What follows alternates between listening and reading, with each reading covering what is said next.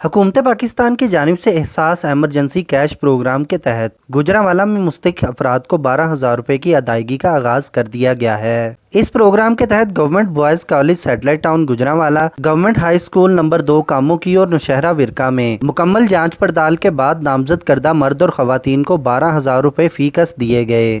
اس حوالے سے حکام کا کہنا ہے کہ گوجرانوالہ میں 86,000 سے زائد خاندانوں اور ضرورت مند افراد کو حکومت پاکستان کے احساس ایمرجنسی کیش پروگرام کے تحت 12,000 روپے دیے جائیں گے، جو نادرا اور بینکوں کے ذریعے تصدیق کے بعد اپلائی کرنے والے افراد کو کیش کاؤنٹرز کے ذریعے ملیں گے۔ اس امداد کے حصول اور رجسٹریشن کے لیے شناختی کارڈ، 20,000 سے کم ماہانہ انکم، موجودہ حالات کے باعث بے روزگار اور روزانہ اجرت پر کام کرنے والے افراد اس اسکیم سے مستفید ہو سکیں گے۔